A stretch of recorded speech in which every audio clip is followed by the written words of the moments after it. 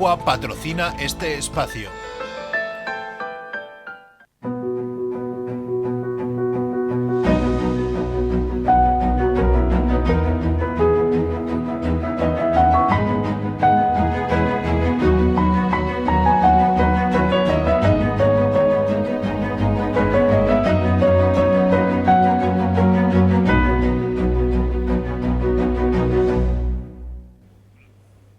Hola, bienvenidos una semana más a Cerca de Ti, su programa de entrevistas aquí en 8 La Marina Televisión. Me ven contenta, ¿no?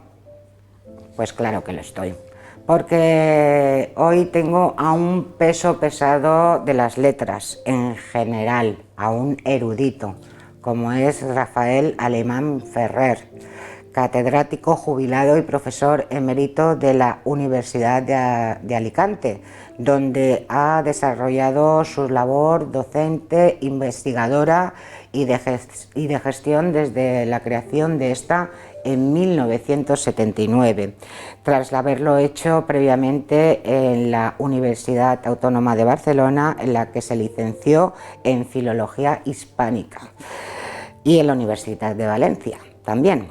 Formado con los grandes medievalistas barceloneses como Martín Riquer y Francisco Ricó, sus aportaciones se han centrado fundamentalmente en el ámbito de las letras catalanas medievales y, de modo muy especial, en el ámbito de los valencianos, de los autores valencianos del siglo XV, Ausiàs March, Tirant lo Blanc, Isabel de Villena, Joan Ruiz de Corella, a los que ha dedicado un importante número de publicaciones y revistas de ámbito internacional, a las que viene a sumarse ahora la presente edición de la versión castellana de los cantos de amor de Ausiàs March en 1560 por Jorge de Montemayor. ¿Es así, profesor? Así es. Yo es que estoy encantada porque, bueno, ya lo hemos hablado, nos podemos tutear, ¿no? Me parece que nos estamos tuteando desde antes de hoy, podemos seguir haciéndolo. Sí, podemos seguir haciéndolo.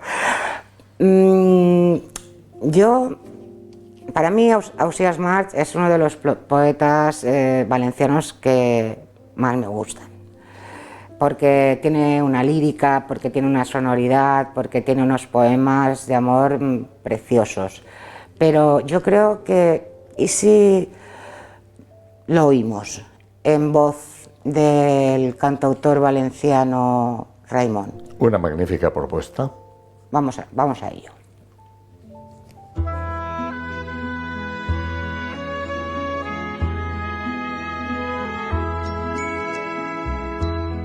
Veles e vents han mos desig complir, faen camins dubtosos per la mar. Mestri ponent contra d'ells veig armar, xaloc llevant los deuen subvenir a llurs amics lo grec e lo misjós. Bueno, los pelos de punta, yo no puedo evitar. No lo puedo editar. En fin. Ausiàs March. Celebro que seas fan de Ausiàs. Ausiàs March, pero y en boca de Raimon ya es lo máximo. Muchísimas gracias, la verdad, porque... Raimon, aparte de cantautor, era un gran filólogo. Sí, aún vive, pero sí, ahora no ejerce como ya, filólogo. Por tanto, nada mejor que cayera Marga en sus manos. Pues sí, la verdad es que sí, porque además le ha puesto voz a unos poemas de amor que bueno, no tienen parangón. Vamos a hablar de ello, porque es que los que sabemos algo de literatura, y no es por nada, sabemos que el siglo de oro de las letras valencianas, catalanas, es un siglo antes que el de las letras castellanas. Entonces, claro, las influencias entre una y otra literatura son lógicas y Ausiàs March es uno de los poetas medievales que más influyó no solamente en la literatura castellana, sino también en otras literaturas de ámbito europeo. Yo por lo menos así lo recuerdo de cuando lo estudié. Si me equivoco, Rafa, estás en tu casa y me quitas la palabra. Pero cuando me des la vez. Sí. Primero, ¿por qué has elegido estos momentos para publicar un libro sobre uno de los literatos más universales de la literatura medieval valenciana? Hace aproximadamente unos 10 años que mi grupo de investigación de la universidad está trabajando con financiación pública del Ministerio de Investigación una edición sinóptica de las poesías de March para el gran público. Una edición sinóptica consiste en editar en paralelo y online todos los manuscritos conservados del autor, todas las ediciones antiguas, siglos XV y XVI, que se hicieron de él, y todas las traducciones antiguas del siglo XVI. En total son unos 19 testimonios textuales que los tenéis accesibles a través de web ya. Salen en columna, obviamente las 19 columnas no hay quien las lea, hay que ir con el cursor corriendo y apuntando. Arriba da la referencia de en qué biblioteca se encuentra el manuscrito transcrito, de qué año es, etc. En ese contexto están las traducciones castellanas. Y entre las traducciones castellanas encontramos dos hechas en Valencia, vamos a decir en principio. Bueno. Una se publica en 1539 por Baltasar de Romaní en la corte virreinal de Valencia, primera mitad del siglo XVI. March ya muerto, claro. Y otra es la de Jorge de Montemayor, posterior, cuya primera edición es de 1560. Entonces, explicado ya el contexto en el que nace esta edición, puedo concretarte algo más. La joven editorial Ultreia de Valencia, hace aproximadamente unos 4 años cortos, me encargó que publicara un libro para ellos. Ellos tienen exactamente una colección que se llama Incunábula. Incunable es un texto publicado en los primeros años de la imprenta, finales del XV y primeras décadas del XVI. Claro, les dije que a mí me interesaba Montemayor porque estábamos trabajando, era uno de los textos que trabajábamos en nuestra edición sinóptica de mi grupo de investigación que dirigía yo. Lo aceptaron, les gustó y 4 años después tenemos la criatura. Pues enhorabuena. Muchas gracias. Aquí tenemos la Muchas criatura. ¿Quién fue el caballero valenciano Ausiàs March, que además es un prototipo de la época, caballero, poeta? ¿Qué aporta y qué representa a las letras valencianas? Bueno, como bien has dicho, es un valenciano que nace en contra de lo que se ha dicho durante mucho tiempo, no en Gandía, como podréis encontrar por internet y en la Wikipedia, sino en Valencia, casi a un 99% de seguridad, por documentación que no es el caso ahora justificar, pero que sí que se cría en el Palacio Ducal de Gandía, y de ahí venía la confusión.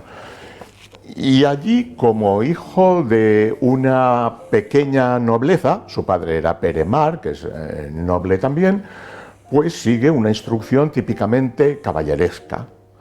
Mucho ejercicio físico, porque los caballeros tenían que llevar armas pesadas y desde jóvenes pues su deporte no era el fútbol ni cosas de este tipo actuales, sino especialmente la caza era fundamental.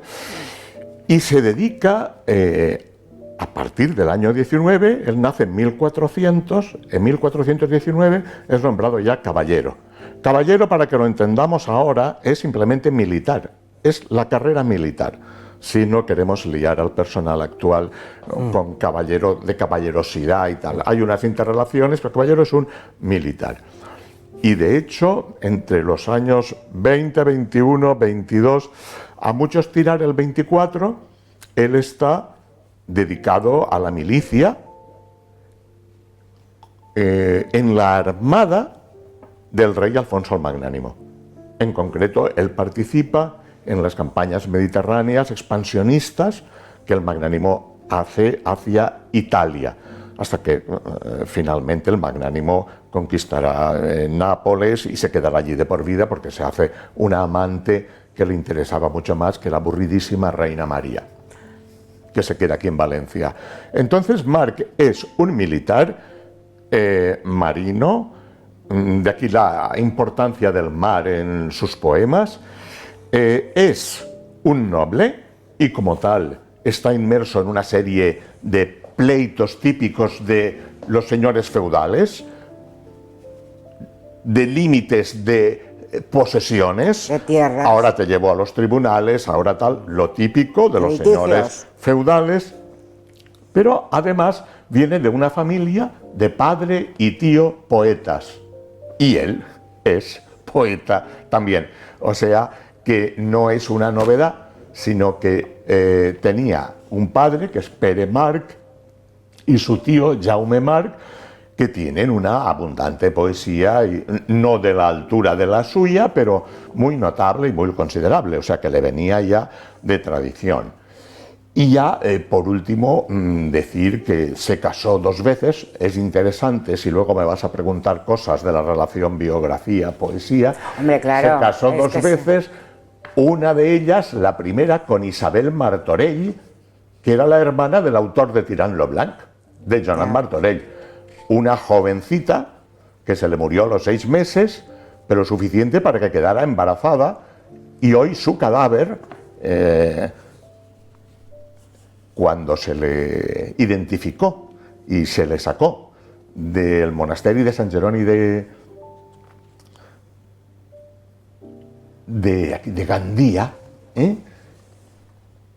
se le dio un bebé, el cadáver de un feto que tenía dentro, de Cotalba, que no me salía antes, que está al lado de Gandía, Sant Jeroni de Cotalba, el feto pequeñito. Entonces Isabel Martorell es la jovencita, es el matrimonio primero de la juventud. Y luego, unos 10 años después, se casa con una señora rica, que es Joana Escorna, es un matrimonio maduro, también la sobrevive él, muere Joana Escorna, no tuvo descendencia, ni de una ni de otra, pero sí 5 hijos bastardos, como se llamaban entonces, pero que también estaba dentro del pack de un señor feudal, de un rey, ¿para qué? En el siglo XXI funciona por el estilo. O sea, es lo que te iba a decir, Rafa, no, si los temas no han cambiado mucho. No se ha variado. Sí. Esto en cuanto al flash de personalidad de Ausiàs Marc.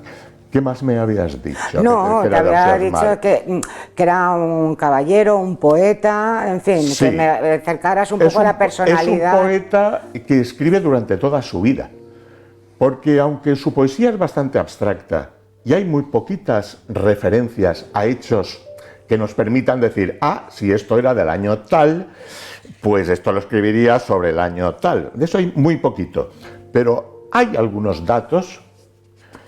Y esos datos nos permiten concluir que desde la primera juventud hasta casi el momento de la muerte le está escribiendo. Es una producción casi continua. Y esto es interesante que lo tengamos en cuenta porque nos va a explicar las diferentes modulaciones de su poesía según época. Pero advierto, aviso de navegantes. El aviso de navegantes lo hago también a mis alumnos de la universidad, o sea que no solo para el gran público a quien pueda presuponer ignorante, ni mucho menos, para los alumnos de universidad vale también. El orden de los poemas de Marc, si hoy vamos a una librería y compramos el original valenciano, no es un orden establecido por Marc. Es decir, que esa secuencia casi biográfica de un yo que nos habla desde las efusiones de un primer amor a los desengaños finales y Dios como única panacea, es un montaje de los copistas posteriores, a saber, cómo escribiría Marc. el orden que hoy tenemos, poema 12, poema 14 de Marc, por antonomasia, en cualquier editorial, en cualquier librería que compremos un libro de Marc, tenemos poema 15, poema 16, no es de Marc, es de primeros del siglo XX. Y a partir de los distintos, ¿cómo sabemos esto? Porque he dicho que tenemos un montón de manuscritos, en concreto manuscritos, tenemos 14. En Nueva York, en Londres, en Madrid, en Barcelona, no hay ni dos de ellos que presenten ni el mismo número de poemas, ni el mismo orden. Y a primeros del siglo XX, un filólogo rosellonés, Amadeu Pagès, hizo el trabajo ímprobo, cuando aún no había ningún programa informático que nos facilitara estas cosas, de obtener todas las copias, ponerlas en una mesa de comedor o algo por el estilo de las de época, y empezar a ver concomitancias. De acuerdo con esas concomitancias, dijo, bueno, pues el orden aproximado más lógico y más coherente puede ser este. Ese orden que dio Amadeu Pagès en 1912, ojo, 1912, es el que hoy conocemos como referencia de la numeración de los poemas de Marc. Por tanto, lo de una secuencia biográfica es como lo leemos ahora, pero váyase uno a saber cómo escribió. Cabe intuir que algo de eso hay, porque si hay unos poemas de la efusión de un primer amor y otros de desengaño, pues parece que la efusión serían poemas de juventud y lo otro sería de más madurez. Parece, pero no hay evidencia. Y además, una última cosa y te dejo hablar, porque a ti te gusta hablar, pero a mí también. Había un referente del siglo anterior, de categoría internacional, que es Francesco Petrarca. Petrarca escribe un cancionero, y ese cancionero es la historia de un amor hecha lírica. Petrarca tenía un pedigrí y un prestigio. Los copistas de Marc, muerto Marc, piensan en hacer un nuevo Petrarca, el Petrarca valenciano, y petrarquizan la poesía de Marc, aunque sea algo diferente a lo de Marc. Pero esta estructura secuencial, pseudobiográfica, debe mucho a la influencia de Petrarca, no en Marc, que ya estaba en los copistas, que son los responsables de la criatura. Cuando buceéis en literatura medieval, tened siempre en cuenta, tú y el público que nos oiga pueda estar interesado, que lo que nos llega no está escrito por el autor. Siempre está mediatizado por copistas.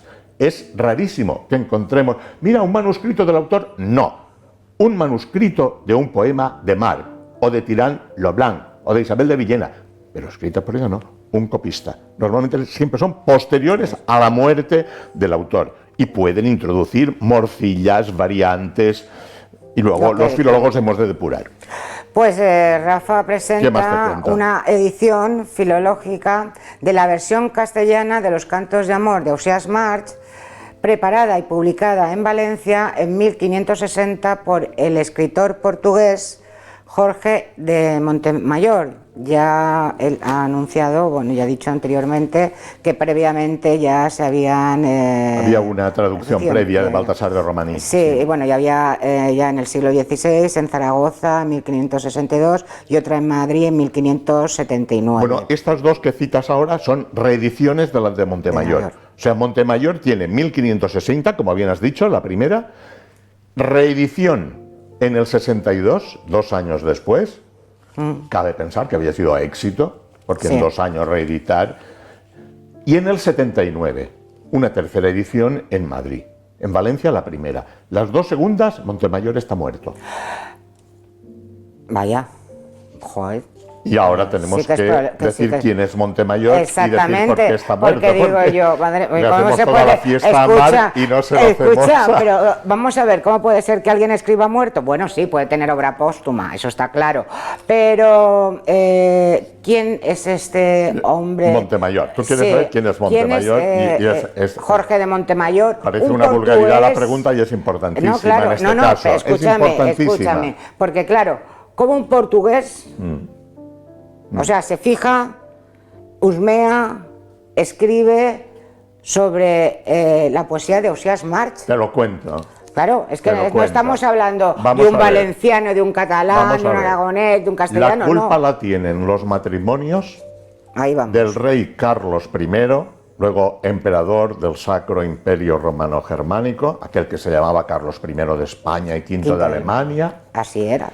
y su hijo Felipe II. A ver, Carlos I contrae matrimonio con su prima hermana, que es esta señora del libro, doña Isabel de Portugal, que pasa a ser emperatriz consorte. Esto es un cuadro de Tiziano debidamente autorizado para la editorial Nami. Del matrimonio nacerá Felipe II, el que será Felipe II. Primero es un nene, un príncipe, Felipe. Y siendo todavía rey su padre, es decir, no habiéndole sucedido como Felipe II en la corona, se casa con otra portuguesa, todos emparentados, Sí, sí. doña María Manuela. Te diré que doña Isabel es hermana del rey Juan III de Portugal y doña María Manuela, la esposa de Felipe II, es sobrina del rey Juan Sí. III de Portugal. Sí, estaban todos. Cuando se tenían lazos casa de consanguinidad. el príncipe Felipe, que aún no es Felipe II, vive Carlos I, su padre todavía, cuando se casa en el año 43, 1543, y viene doña María Manuela a la corona hispánica, como es natural, viene con su gente de confianza, con un séquito. Una de las personas del séquito es un cantor y músico que se llama Jorge de Montemayor.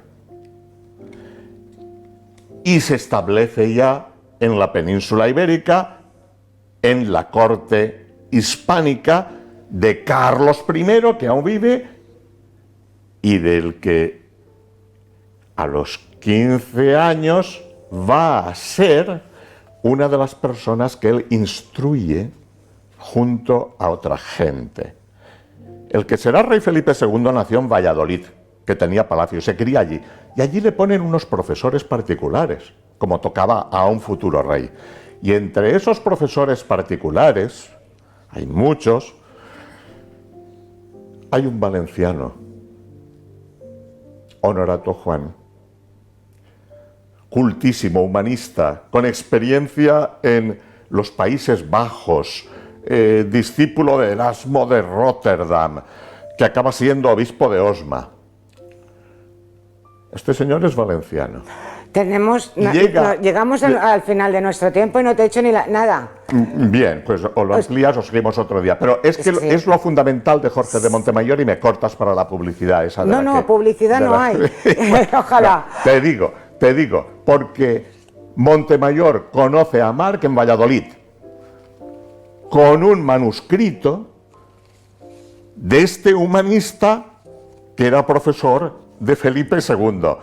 Era valenciano y se llevaba para pasar la noche los textos, sí. Un manuscrito valenciano. Claro. Y es por ahí por donde empezaría la conexión de Montemayor con esto. 5 años antes de su publicación en Valencia de la traducción, en el mismo Valladolid se publica en original valenciano una edición de Marc, en la que Montemayor no tiene ni arte ni parte, pero se está preparando el terreno. En pocas palabras, se cuece la traducción en Valladolid y se consuma en Valencia, donde, huyendo de la Inquisición, se traslada Montemayor, que era sospechoso de converso, de judío converso, se traslada a Valencia. Y en Valencia, uno de sus protectores, a quien va dedicada la obra, es quien le paga la edición de la obra. Pero donde se cuece la traducción es en Valladolid, no es en Valencia.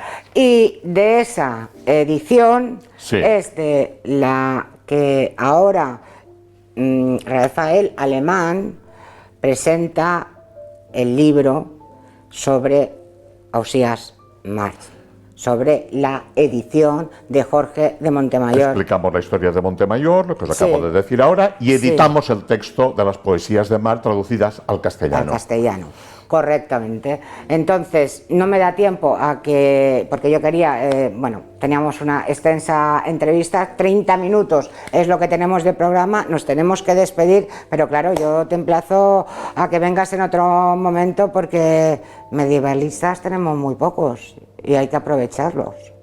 Hay bastantes más de los que crees, ¿sabes? Bueno, pero no como tú.